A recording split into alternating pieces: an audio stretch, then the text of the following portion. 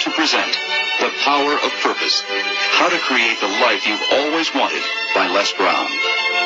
From the humblest of beginnings, Les Brown has emerged as one of the most sought-after motivational speakers and consultants in the world today. He is one of the nation's leading authorities in understanding and stimulating human potential. He is also the author of the highly acclaimed books, Live Your Dreams, and It's Not Over Until You Win. Discover your purpose. Let Les Brown guide you to a life rich with integrity, freedom, and passion. And now, here's Les Brown.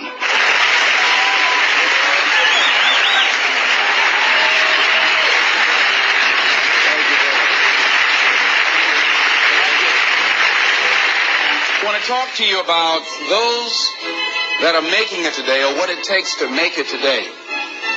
In a time of great uncertainty, in a time of change that's taking place around the world, in a time when people are feeling a great deal of anxiety and fear and reservations about the future, at a time when people are going to work and don't know whether or not they will have a job when they get off, and not necessarily because of their performance, but because of what's happening in the economy.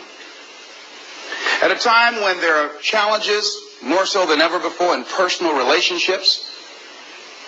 We look at what's happening on the crime level and what's happening with our youth. That many times I'm sure that we've all taken time just to stop and reflect. Many times when we hear what's happening in the news or read the newspapers, where's all of this leading to? What's going on here?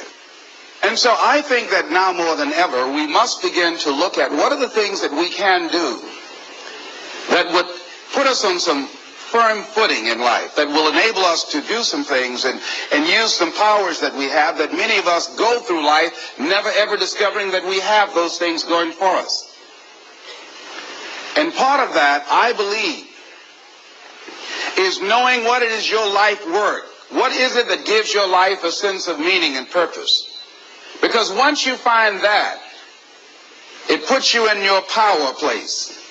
See, if you know what your life work is, I encourage you to start working on it. If you can't do it all at one time, do just a little bit of it.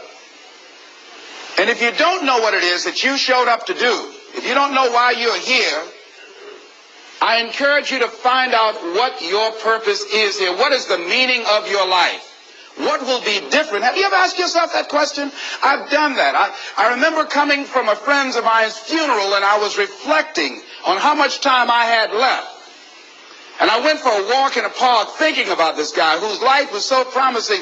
And I mean, he wasn't an old guy. He was quite young, in fact. And I thought about all of the things that he said he was going to do, and he never got a chance to do those things. And I started thinking about my own life and how much time I had left to do the things that I would like to do. And at that time, I wasn't sure what my life purpose was, what my life's work was. I wasn't sure about it at that time. And I thought about it quite a lot. I had some idea, but I wasn't convinced, and I don't think I felt worthy. I didn't believe that it could be me to do this kind of work that I'm doing right now.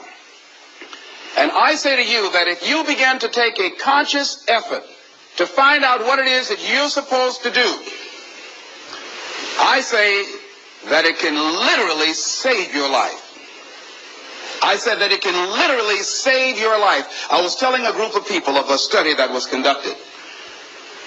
Dr. Larry Darcy, who wrote a book called Recovering the Soul, he said, human beings are the only living species that has achieved the dubious distinction of dying or having a stroke or a heart attack on a certain day.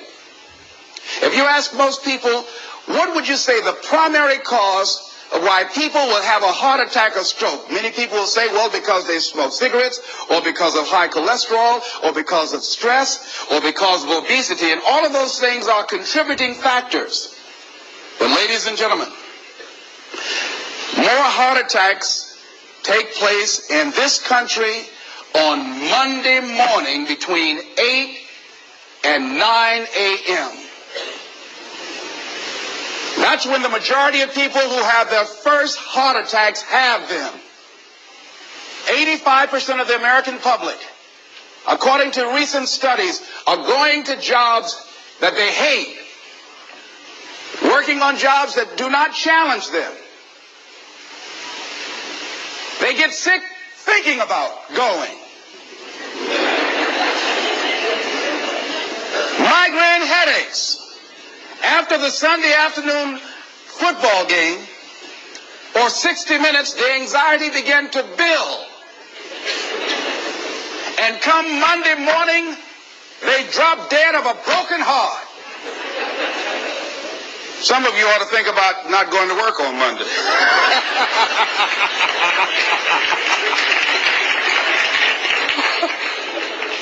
Think about that. People are literally dying to go to work.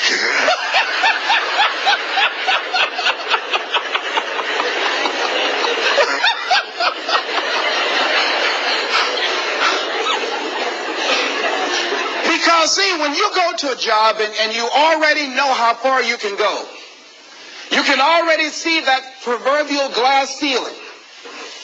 It's like going to a movie when you've gone in the middle of the movie. And you've seen the end, and you sit there to start all over again, but something is missing. You know what the outcome is going to be. You can't get excited about going through that movie all over again. Am I correct? See, when you're going someplace and you already know how much you're going to make, you already know how far you can go, you're in a dead-end position. It erodes your self-esteem. It lowers your sense of yourself. It creates an inner turmoil. It creates an emptiness in you. So I say that your life is worth finding what it is that you're supposed to do. And I'm not saying quit your job. I'm saying find it and do just a little bit of it. When I wanted to become involved in speaking, I started just learning quotes, listening to other people's tapes, going to seminars, going to workshops, asking other people to help me. Just start working at it just a little bit, but do find out what your work is and hold on to it and don't let your dream go. Don't let it go. See, and here's something else I want you to begin to look at. Why is it that most people don't pursue their dreams or don't do better than what they're doing if they're capable of doing it? I think that many of us don't go the next step because we don't know what to do yet. And I say that the reason that we don't even explore the possibility of what to do is because subconsciously we don't believe that it can happen for us and we don't believe that we deserve it. So here's what I'm suggesting. How much time do you spend working on you? How much time do you spend every day working on your dream? In the last 90 days, how many books have you read? In the last year, what new skill or knowledge have you acquired? What kind of investment have you made in you? So I'm saying that as you begin to look at where you want to go, if you want to make it today, and things are changing so fast, you have to literally run to stand still. I'm saying that you've got to make some conscious effort to begin to work to develop you. Here's something else. Most people are not living their dreams because of fear, ladies and gentlemen. I was in Columbus, Ohio yesterday speaking for a particular Ohio department. A young lady named Karen who greeted me, who organized the event. Very talented, very skillful.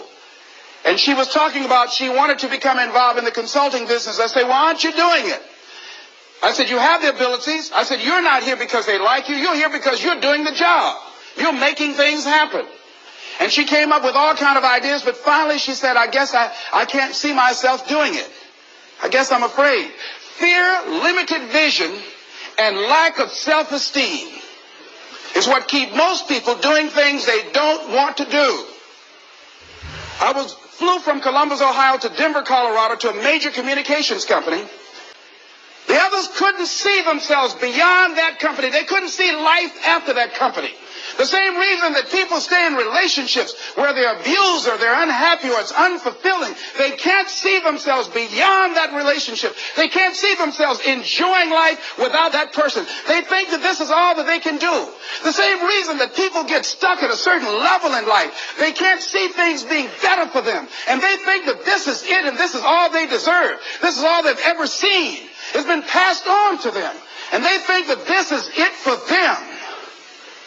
Oh, no. I was looking what Dr. Blanton, Smiley Blanton, who was a colleague of Dr. Norman Vincent Peale, what he said about fear. He said, fear is the most subtle and destructive of all human diseases.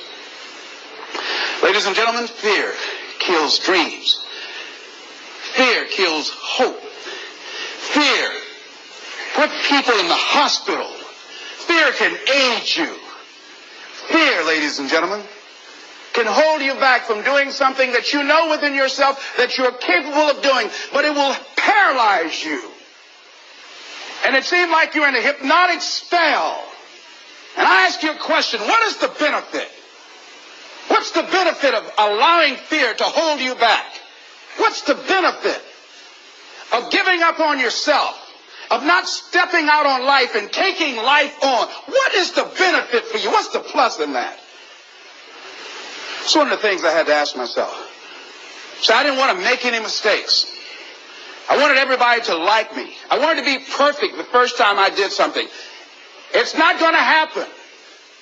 You're going to make some mistakes. You're going to hurt some folks' feelings. You're going to create some enemies whenever you decide that you want to begin to take life on. You've got to ask yourself, how long am I going to allow this to hold me back? I like what Zig Ziglar says. He said, fear is false evidence appearing real. That is an illusion that we create in our mind. It is a state of mind that can be changed. So let's look at how we can begin to take some steps to restructure that fear, to begin to expand our visions of ourselves, to begin to increase our self-esteem. Webster said that self-esteem means confidence and satisfaction in oneself. Look at your life right now. Whatever you've done up to this point in time, your life is working. Whatever you have produced, it came out of you as a result of the kind of person that you have become. It's a result of your choices. It's a result of your consciousness. Now you have to ask yourself, are you satisfied with what you have produced? Is this what you want? Would you like for things to be better than this? Do you believe that you deserve better than this? Or are you content? This is it. You don't have to do anything else. That you've already resigned yourself in life and say, well, I'm happy. I'm not starving like the people in Calcutta. Are you allowing yourself to get off the hook like that? Or do you believe somewhere in the back of your mind or in your heart that there's some other great work for you to do? There's something else that life has for you. And that's why you're here. How do we handle this fear factor? How do we increase our self-esteem? You have to begin to fortify yourself. How do we do that? I believe that you have to begin to consciously monitor your inner conversation and start talking to yourself. Start building yourself up. Sometimes the only good things you will hear about you are the things that you say to you.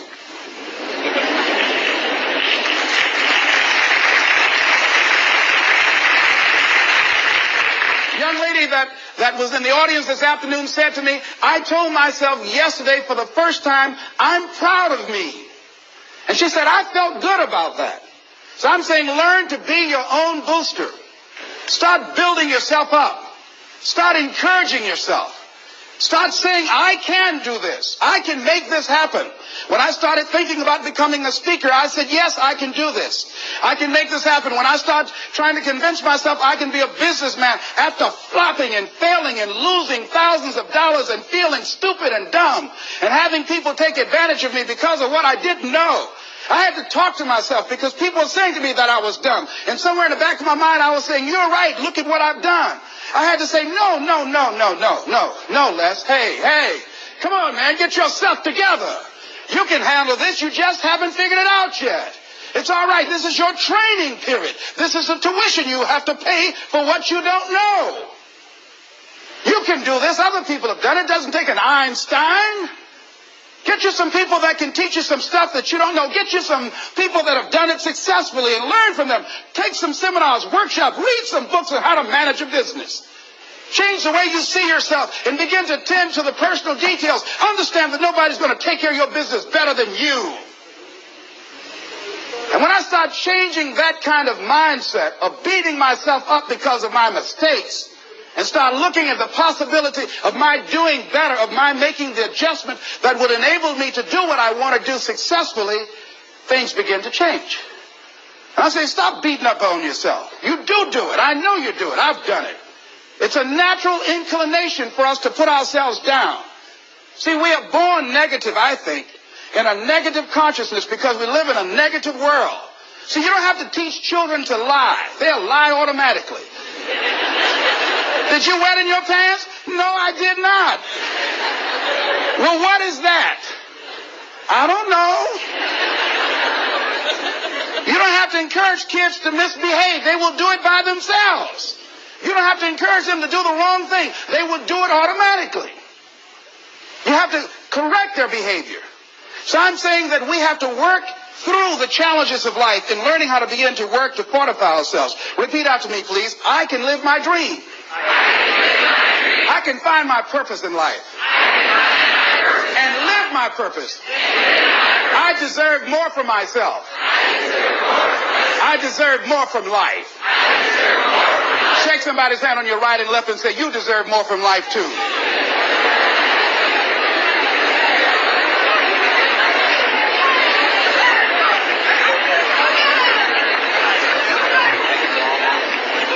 Here's some other things, ladies and gentlemen. Begin to guard your mind against negative programming. Like turn off the television. Don't watch the news. Don't watch it.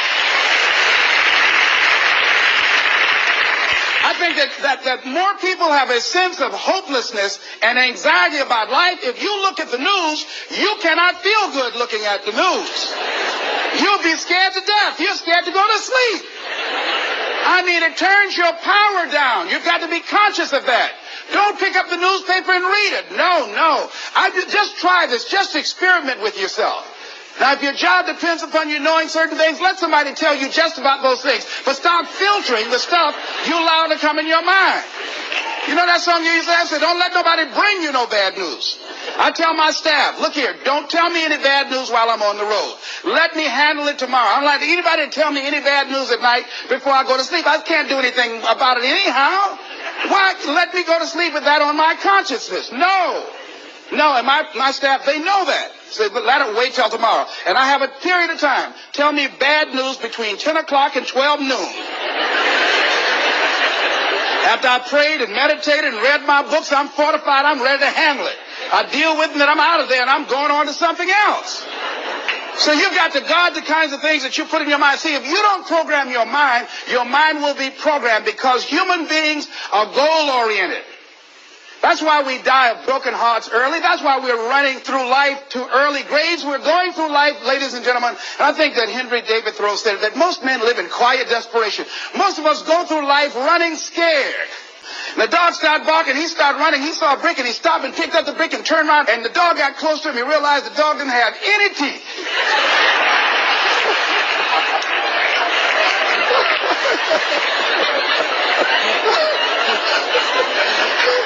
He said he put the brick down and said, get on out my way.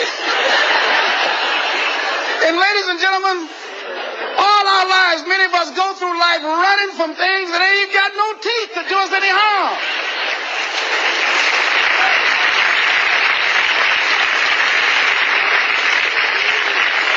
Haven't you been afraid to do something and then after you did it, you say, whoa, if I'd known it was this easy, I would have done it before. Haven't you ever had that experience? Raise your hand. Absolutely. So we created this in our minds, false evidence appearing real.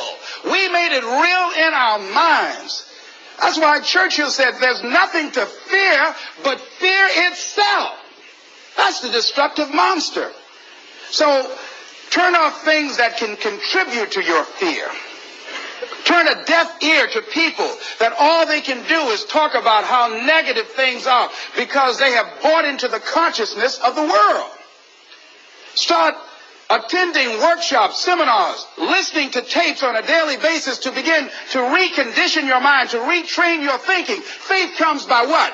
Hearing and hearing and hearing. Listen to things that can empower you, that can enable you to create a new reality for yourself, and a new life for yourself. You might appear to be strange around most people. You know, most people think you're strange if you're happy today. People say, how you doing? I said, better than good. Whoa, what's wrong with him? Just go around smiling and watch people. Look at this. This is a weird guy over here. Because most people don't smile. Watch them. Look at their faces in the morning. Here we go, another Monday morning. How you doing? Haven't had my coffee yet. Don't ask me. See, these people have not found their purpose in life. That's why they're grumpy. That's why they're miserable. That's why they're so negative. They're hurting and they want to hurt other people. So start practicing using programs for your mind. Seminars, books, workshops. Keep a journal. Record your thoughts. What's happening with you? Every day when you get up, have a journal near you. I use a Jack Boland journal so that I can write down my ideas. I keep it by my bed so I can write down my thoughts. See, ladies and gentlemen, we get 3 to 4 thoughts a year that if we would act on those thoughts, they could change our life. Don't say, well, I'll remember that. No, write that thought down. I got a thought today I wrote down. Write your ideas down. And then, once you get that idea, take the leap. Hello? Take the leap. See, a lot of people get the ideas and just walk around with them. Have you ever had an idea and all of a sudden you looked around and somebody had that idea and gone with it? Think you're going to be going with my hospital idea. Forget that, buddy. We will be out there together, Jack. Take the leap. See, it's out here in the universe. If you don't take the plunge, I guarantee you, somebody else will. Take the plunge. Go into action. And ladies and gentlemen, you will be surprised at how things will come together. You'll be surprised. Now, you're going to have some difficult challenges. I can tell you that now. Be aware of that. Things are not going to work out exactly right. For a time they will, sometimes. And that's when life is just playing a game with you. But ladies and gentlemen, go into action with your dream. And don't avoid where the fights are. Get in the midst of the fight. And get some hickeys on your head. Get knocked down so you can learn how to fight, so you can hold your position. See, most people don't get out in the arena of life because they don't want to fight. Most people don't get out there because they don't want to get knocked down. They don't want to be dropped to their knees. But see, you're going to be dropped whether you're on the field or whether or not you're sitting on the sidelines. You're going to be dropped. So at least get dropped for something. Don't get knocked down while you're sitting down. See, that's how most people are spectators in life. You don't want to be a spectator. You want to get out in the field where the action is. And you will be amazed. After the struggle, there will be a calm period and things will begin to click for you. Come out here with what you got. You don't have enough money? Don't worry about it. You got the dream. You got the idea. You don't have enough resources? Don't worry about it. You need some help? Don't worry about it. You get out here in the arena, someone will look at you and become inspired and say, hey, can I help you? But if you're sitting up on the bleachers, nobody's going to ask you anything. When you're working on a dream, at some point in time, a transition takes place. And the transition is what you are becoming in pursuit of the dream. Because even if you don't get the dream, you become such a strong and powerful person. It will so change your life, you can look at something else and say, well, I think I'll go do this then. Because you've now developed yourself in such confidence and such competence in how to deal in the arena of life that you can move into another area and not miss a beat. Once you begin to discover who you are, then you really realize how you have been given authority and dominion over everything on the face of the earth, including all the dimensions of your life. But you can only do that through the struggle of life. And most people avoid the struggle. Most people go through life avoiding pain. And when you go through life like that, something in you dies. Something in you that you never activate is lying dormant in there, that you never get a chance to call on because you have not challenged yourself. Somebody said, the land of familiarity belongs to the dead. They only want to do those things that they know how to do well. Osborne said, unless you attempt to do something beyond that which you've already mastered, you will never grow. So if you want to begin to grow, you've got to put something out here that you can't reach easily, that has got to make you stretch, got to make you jump for it, got to make you get back a little bit and dig in so that you can take a leap for it. And maybe you jump up there and you miss it and you skin your knees and you come back again and you bust your lip next time. But you keep on, and through that process, you learn how to leap higher. You start challenging yourself to dig deeper, and then you discover some things about you that you don't know right now, some talents that you have in you that you didn't know that you can do. I started out just talking to kids, and now I'm speaking at corporations. Now I'm traveling. I didn't know I can do this, but had I not given myself a chance, and I'm saying to you, give yourself a chance. Here's something else. If you want to begin to make your stuff happen for you, I think that it's very important that you start trusting yourself. Listen to yourself. Listen to that still small voice within you. Don't try and make everything logical.